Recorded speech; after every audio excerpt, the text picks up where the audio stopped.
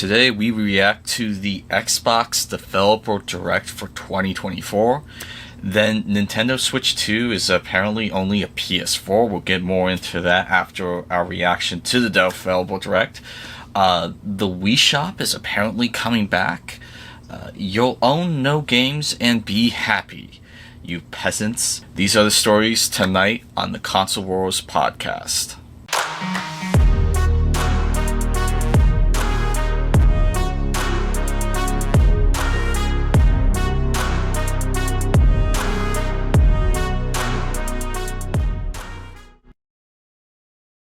Okay, so first up, just want to reiterate that just like last week, this week is another giveaway video where we are giving away this Xbox One S. And I talked about this last week. What we're doing is basically any video you see that says plus giveaway or new giveaway is one of the participating videos that you can do the requirements on. And what you need to do in order to enter is like or dislike the video, share the video, subscribe, and then down in the comments below put in your public Facebook or X username, page, whatever. That way I can contact the winner, whoever we choose. And the contest will end when we reach 1,020 subscribers. This is a push to get us over the 1,000 mark so we can start doing ad revenue. And the Xbox One does not come with a controller as of yet. If this goes on long enough and I come across a controller to throw in with it, I will. It does have the power cord, and it does have a new thermal paste job on it, so ready to go for several more years to come. The only issue with it is it does not play, or it doesn't like playing 4K movies, CDs, and old DVDs. It will, however, play Blu-rays, which Xbox One games are all Blu-rays, and it will even load Xbox 360 DVDs, but it has trouble loading original Xbox games. This may be a software issue. It may just need a new disk drive, but whatever the case, I don't have the time to fix it myself, and the system works perfectly fine as a Xbox game player anyway. No issues that I've come across, so I'm giving it free to you. And so that's about it. If you ever see on the thumbnail a new giveaway, that means we have moved on to another giveaway. We will not do that until this giveaway is finished. So even if that takes a year, this Xbox is the only giveaway that we are working on right now, but we do have others planned once we reach the 1,020 milestone, and then we will move on to other products that we are giving away. Another thing is you could realistically just put your contact information down in the comments section and not do any of the other stuff. But if you do that, the contest is going to go on for much longer. By doing the like, dislike, share, subscribe, you're helping us break through the algorithm and getting to that 120 subscribers. So if you do that, you'll only have to contend with maybe 100 people rather than 1,000 people. So definitely do those steps to help out the channel. And without further ado, let's get into housekeeping. So unless something earth-shattering happens, I will not be doing a Console Wars podcast video next Sunday, simply because whenever I don't do one, I have a lot more time to work on some of the other videos that are in my backlog I'm trying to get out. I have several reviews planned, several movie reviews, a couple of series reviews, and I also have 3 really big product reviews that are coming out soon, one of which I actually just got today, an amazing relic from the past. I'm really excited to share it with you guys. And so, yeah, I will be taking breaks from the Console World podcast whenever I can.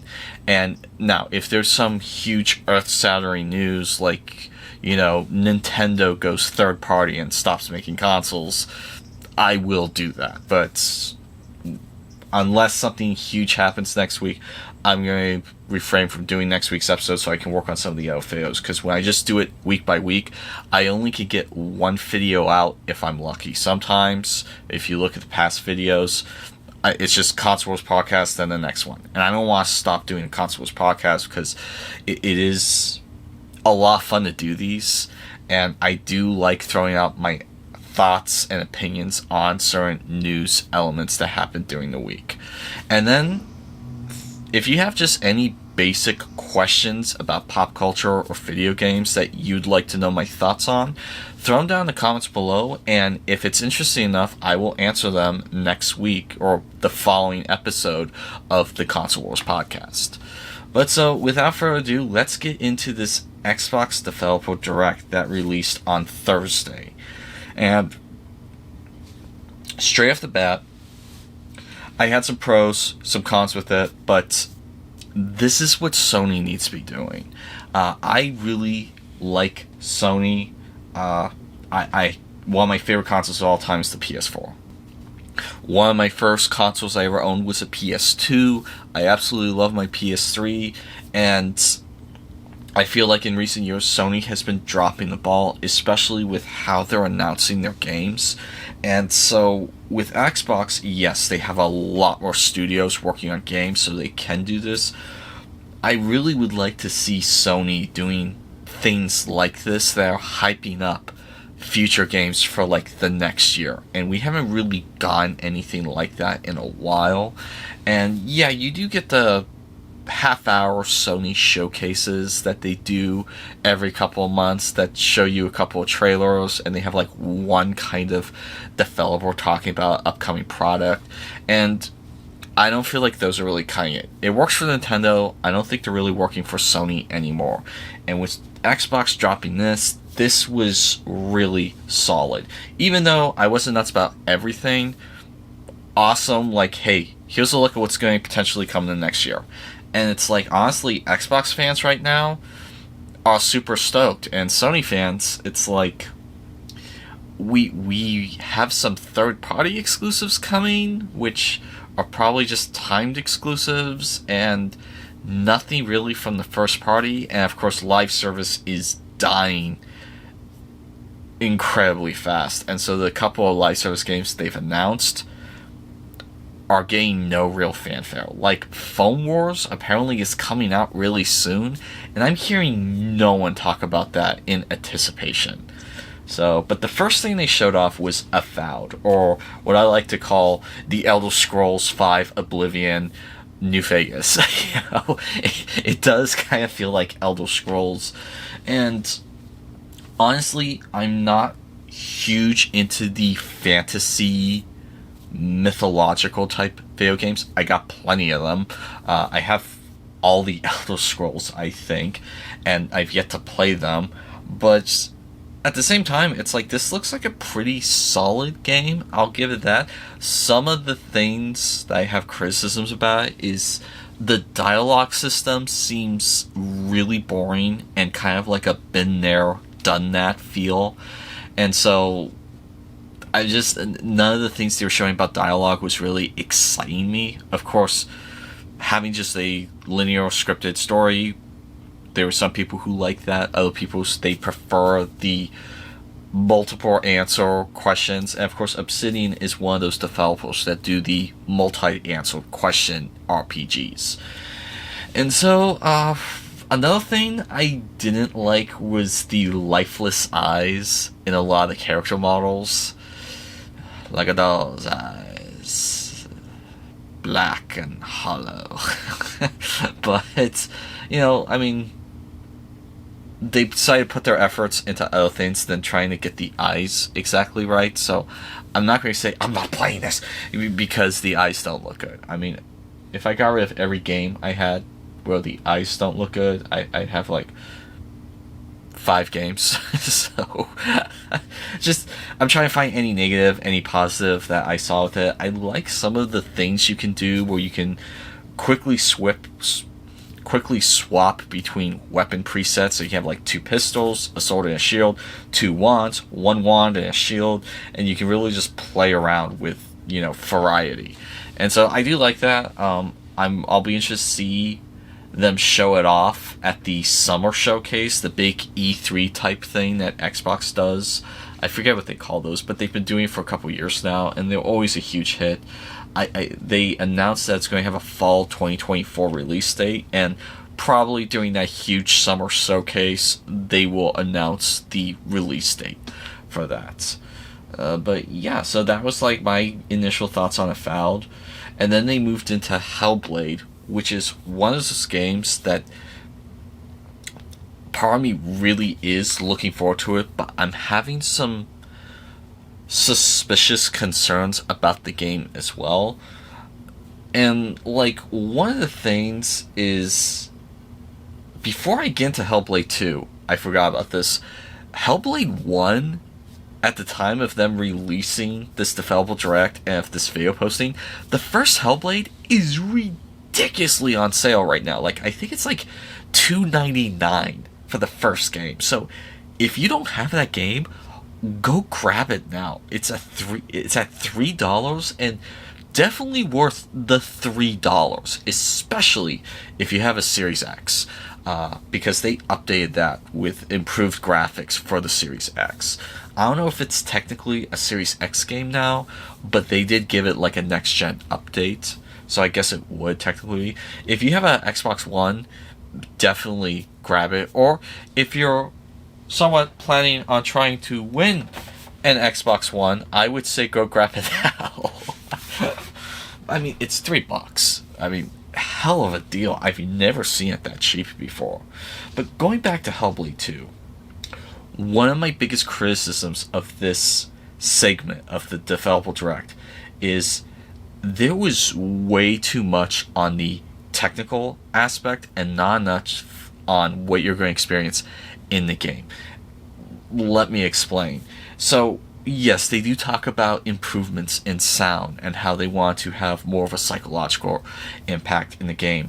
But I felt like I was sitting in a philosophy class, and I felt like I wasn't really finding out more about the game. Like, they showed some moments of gameplay where you're in like a huge open field, and my question is this going to be a linear game or is it going to be open world? Like, some of the gameplay we've seen kind of hints at maybe an open world, but I don't know if we're getting that yet.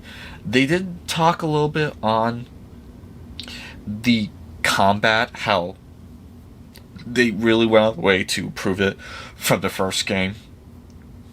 And so I liked moments of that in the showcase, but I kind of felt like they spent way too much time talking about, like, oh, well, we had a lot of work done on the motion capturing. It's like, okay, I mean, that's nice, but when you're talking mostly about the motion capturing and barely anything about what you're going to experience in the game, I'm a little concerned. And so, another thing I did like about the showcase is they showed the actual face model actress that's playing Senua, and it is so refreshing to see a game where the face model actress looks exactly like the game actress, because so many Western games in the past couple of years, it's like night and day. It's like, why do you even bother getting a face model actress? Because she looks nothing like the game model. They go out of the way to make the game model look infinitely more hideous than the actual person in real life. And so it was really refreshing seeing the woman there being interviewed. It's like, oh wow, she actually looks like the game model. They didn't, screw her up. And so that was like a breath of fresh air to me. And another surprising thing is we finally got a release date to the first game announced for the Series X. May 21st. That's when this game comes out. And it's going to be released day one on Game Pass. And so if you have a Series X and $15, you're going to be able to play this on May 21st. And I think you can also play on Xbox One through cloud streaming. I think they do cloud streaming for Xbox One. So if by any chance you were to win a contest and you have incredible internet, you could cloud stream that very affordably. But so, yeah, overall, I do like how Hellblade 2 is shaping up. I like a little bit more on the gameplay, guys, and a little bit less on, hey, we had the psychologist from England help us make sure that we had the most psychological driven drama of all time. It's like, yeah, that's nice. Now let's hear about what you're going to experience in the game. Are we going to get puzzles? What kind of enemy variety are we getting? How long is the game going to be? You know, kind of stuff that would help. And then there was a quick little pop-in by Square Enix during the show where they talked about the Legends of Mana remake. I didn't really watch it because I wasn't really into that. And then they talked about the Civilizations knockoff, Aura, which, again, I wasn't really interested in that, so I didn't really watch it. And I already have a Civilizations game I haven't played yet, so not really excited for that one. But then they finally get to the showstopper. Indiana fucking Jones. And for the most part, this looked great. There's a couple of things that's just like, oh no, no, no, no. But for the most part, like 95% of this looks solid. And so for starters, he looks like Ford, and he sounds like Ford. It feels like Harrison Ford. It looks like him. It sounds like him. I was a little concerned they were going to go the Mad Max route. Like, yeah, he's Australian, but he doesn't look like Mel Gibson or Tom Hardy, and he doesn't sound like them. But no, whoever they got to motion capture or face model him and voice Indiana Jones looks and sounds like Harrison Ford, and I absolutely love it. And then we find out that it's a first-person shooter. Well, mostly. Most of the gameplay is first-person, but then when you do like a traversal scene or a cutscene, it's in third-person. So if you climb up a pipe, third-person. Swing on a rope, third-person. But for the most part, it's a first-person game. And then another surprise is Brody is back. Now, I know they couldn't get the original actor, but they did a good job replicating him. I absolutely love that they have Brody back in this. Brody was a real enjoyable side character in Last Crusade, and so I'm glad they have Brody back. One of the things that looked a little weird was some of the whip mechanics. Like, that whip does not obey the laws of physics at all.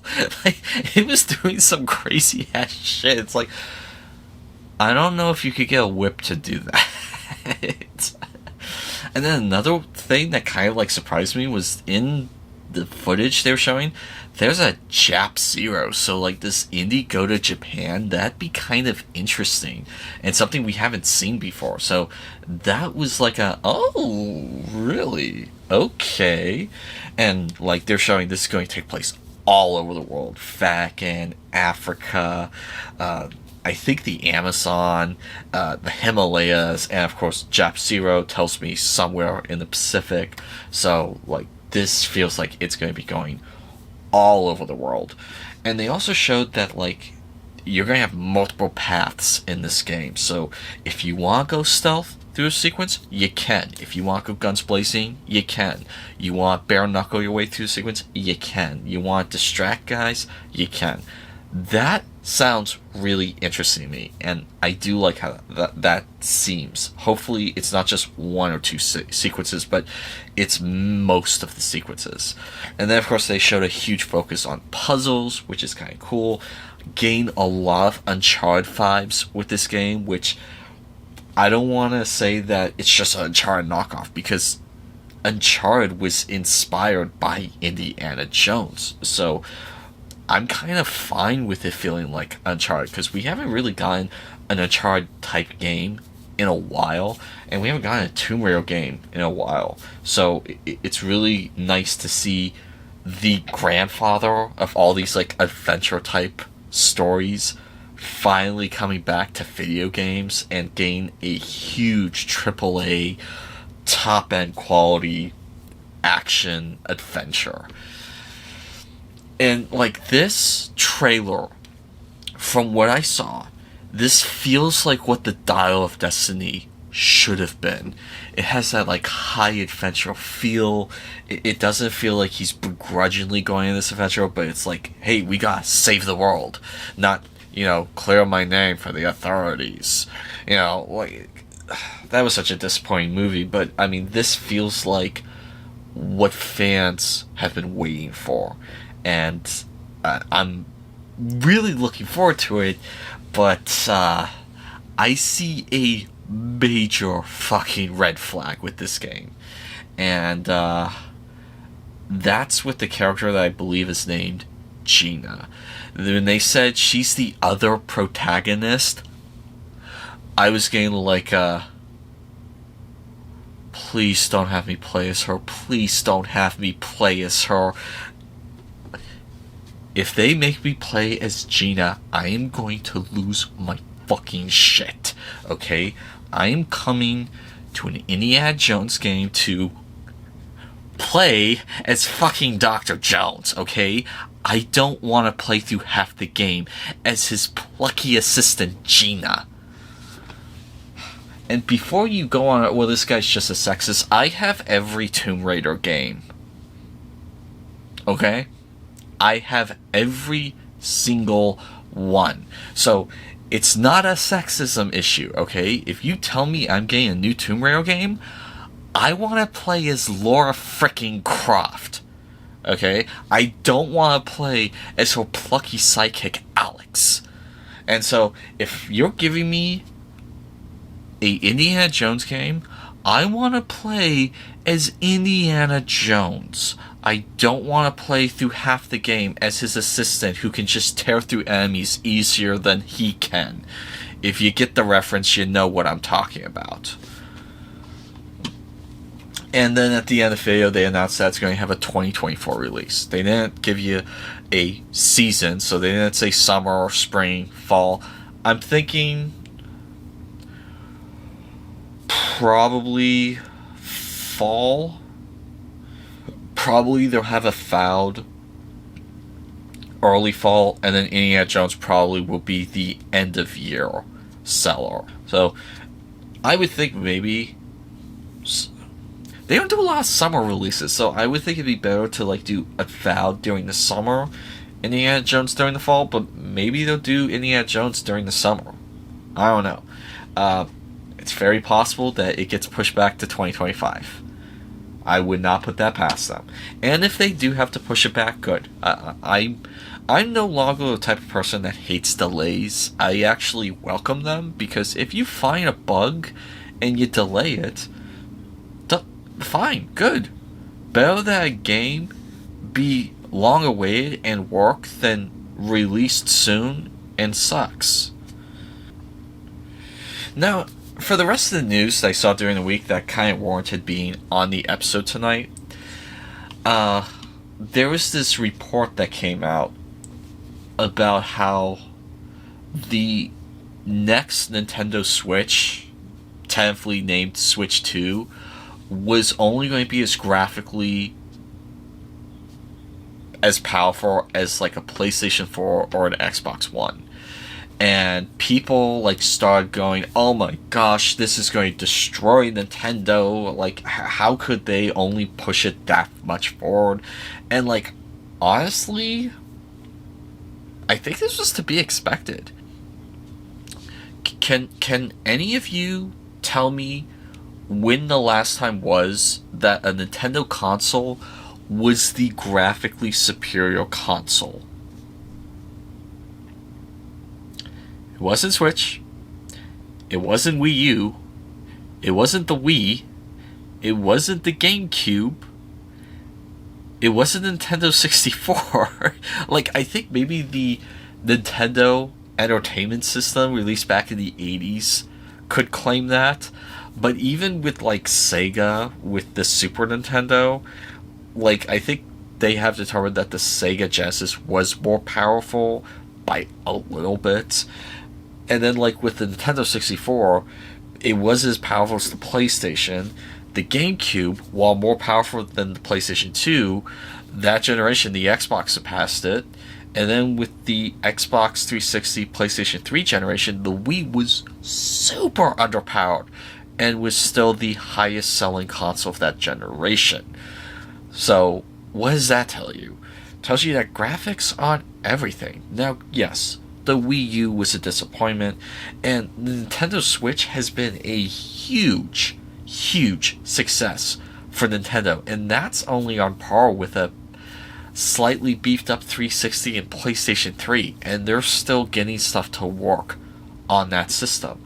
So, hearing that the Switch 2, or whatever it's going to be called, is only going to be as powerful as a PlayStation 4 or an Xbox One, okay. I mean, Nintendo has never been the leader in graphics or power. They've always been the leader in, fun, reliable family games. And so this, I don't think, is as bad of a news as a lot of people have been making out to be this last week. And so, yeah, that's been my 2 cents on it. If it does the 3 things that I need the next generation console to do, if I get one, I'll be happy. And those 3 things are, it needs to play offline, it needs to offer physical games, and it needs to be backwards compatible.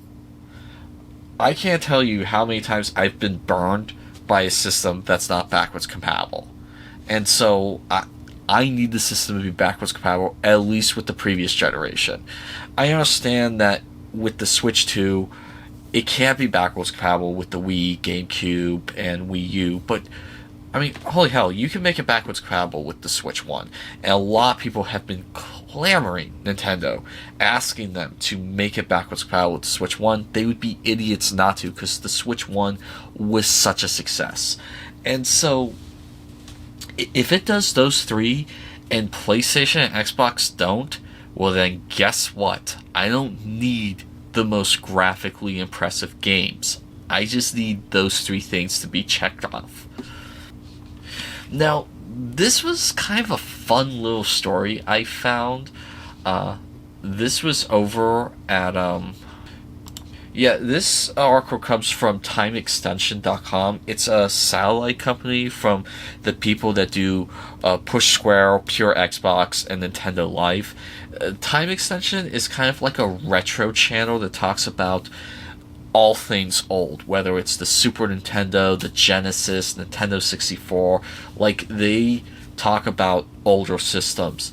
And this article, when I read it, it's like, this is so cool. And I don't even have a Wii, and I thought this was cool. The article headline is, Wii fans are reviving the console's eShop with ReShop, formerly known as Launch Shop. Article goes on to say, Nintendo switched off the Wii eShop in 2019, removing access to many titles which were exclusive to the console. It was only a matter of time before the community stepped in to restore this aspect of the machine, and we can now report that ReShop, a replacement Wii eShop, is now in public beta. Formerly known as Launch Shop, ReShop's aim is to fully recreate the original Wii Shop experience from homebrew-ready consoles, as it was in 2019. When the service was taken down, when the service was taken down. Sorry, that wasn't a period, that was common. The service will be totally free of charge, and purchases will be made with fake Wii points. No money will ever change hands for anything purchased via the ReShop. RII shop. There are some things to note here. In its current form, ReShop is not fully working. In fact, there are reports from users that it's not actually possible to download some titles at the moment. The menus, icons, and music are all the exact same as those on the original Wii Shop, and the ReShop team has done a good job with the recreation. The app is under active development. Now, one of the things is I feel Nintendo's going to jump all over this and get it shut down. Now, you can't just use it with any Wii console. I think you need a modified, jailbroken Wii to do this. But I just think it's kind of so cool that the community was able to rebuild up the Wii Shop in this way just for that nostalgia factor. Kind of like the PlayStation Vita, which I just did a video on. You can check it out. I'll leave the link down in the description below for my Vita retrospective. I've been having fun with that little doohickey. But I think it's so cool that the Wii has a dedicated enough following that they're doing this. And, if I'm ever filthy rich one day, I might, get a Wii and modify it just to see what this reshop is like. But, I just thought that was kind of a cool story to tell people about, and it's just kind of neat to see a fan base that dedicated.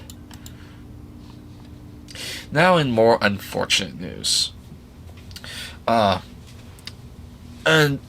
douchebag decided to open his big mouth during an interview and said you should get comfortable with not owning your games.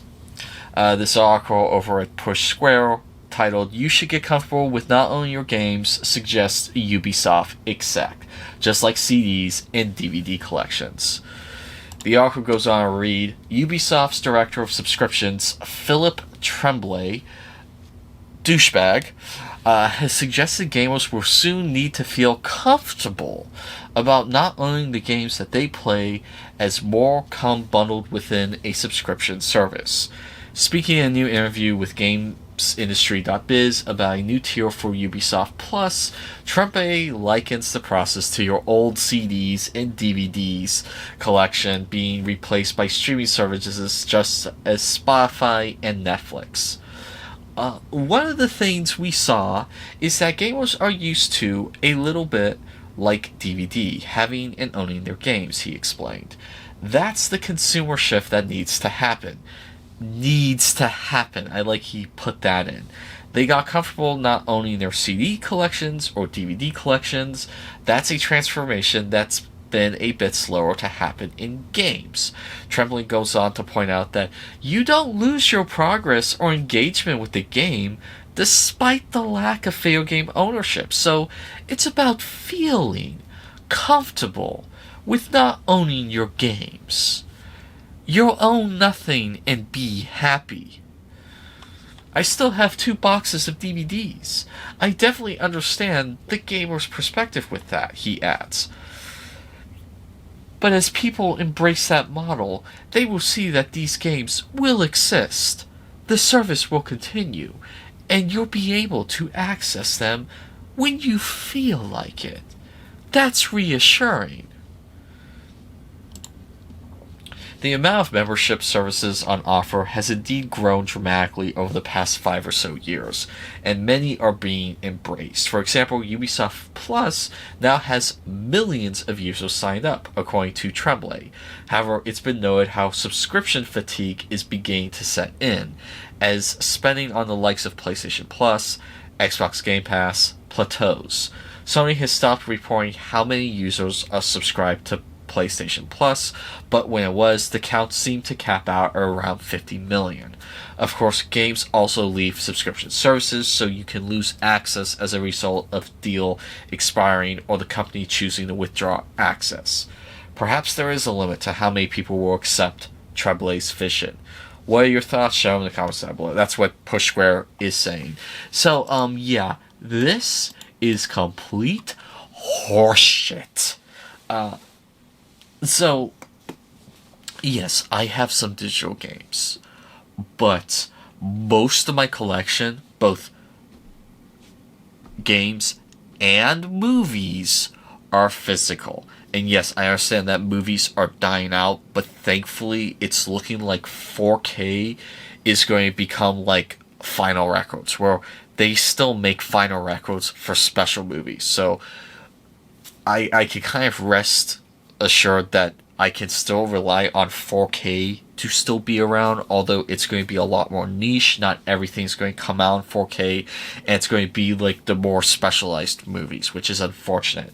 But with games, I think the reason why it hasn't shifted in games yet is because of game length. So one of the things that would explain why not everyone gets a subscription to every game service is because, like with Xbox Game Pass, when I get Xbox Game Pass, whenever it's like on discount, I can get like one game complete in about a month. There's people who do not have the time I have to play a game, so they may need 2 months to play a game. And of course, they're the mad lads. They play games nonstop, and so they could get like 10 games out of like subscription service in a month. But games are so long. A short game is like 4 hours. It's not like movies. A movie subscription service, you can watch a movie a day and get your money's worth out of. You can't really do that with video game subscription service, because with some games, you can only get one game complete in a month, depending on the game. There are some games like Starfield, you're not getting that done in a month. You might get the main story done, but to try and see and do everything, you need a lot more than 1 month. And I think that's why game subscriptions are not taking off altogether. I don't think they're going to die, but I think it's going to be kind of like with live service, how there's only a certain number of people that can do game subscription services and actually keep with it, because not everyone can kind of do the game subscription service. And they're kind of hoping for people that buy it every month and don't use it that much. But also, another thing to kind of take in mind, and I'm thinking about even doing a video on this, but maybe not if I hit all the notes here, is you've seen my setup. You see how many consoles I have. There's times all the consoles except one go a month without being turned on, because I can only focus on really one game at a time. And so, like right now, I'm doing a game on my Series X. But the other ones haven't really been doing anything, because I can only focus on one thing at a time. So, yeah, it's great that there's an EA subscription service, Ubisoft, Sony, Xbox, but people can only focus on one game at a time. So, if someone gets an Xbox Game Pass, unless they're a mad lad who plays like an addict, there's no reason for them to get PlayStation Plus, and vice versa. Or if you're on the Sony console, there's the only reason to get PlayStation Plus. I mean, EA and Ubisoft, I mean, yeah, they have libraries, but honestly, I don't know if their libraries are big enough to keep people focusing on just them and getting them over PlayStation Plus or Xbox Game Pass. And so I think that's one of the many reasons why people haven't completely thrown out owning a game digitally or physically. I know there's arguments that you don't actually own a digital game, you own a license, and the license can be revoked at any time. Yes, that's true. But I mean, getting back to the core concept, that's why I don't think games have shifted as fast as movies have. Because movies, they're around an hour and a half to 2 hours. I mean, you get a lot of movie watching done and still have a productive day. I mean, you can watch, 3 movies and still do your job. So, I don't like this gamers should get comfortable not owning games, because it's such an arrogant statement, and I'm not alone in this. Most everyone on YouTube has been tearing this guy a new one. It's almost as bad as like the Jim Ryan statement. No one likes backwards compatibility. They want it, but no one plays it. I'm currently playing through a 360 game right now on my newer Xbox console. Okay? They're like, I actively play old classic games. So this bullshit that no one uses backwards compatibility is dog shit. It's a fake lie. to try and get people going, oh, well, I guess if they say it, we don't need backwards compatibility. Yeah, no, we want backwards compatibility. Do you think we like having 27 consoles? I don't have 27 consoles, but you get my point. So, anyway, that's been the stories for this week. What do you guys think? What do you think of the Xbox Available Direct? That's been this week's episode of the Console Wars Podcast. My name's Christopher Connell with 11 Hour Reviews, and that will be all for today.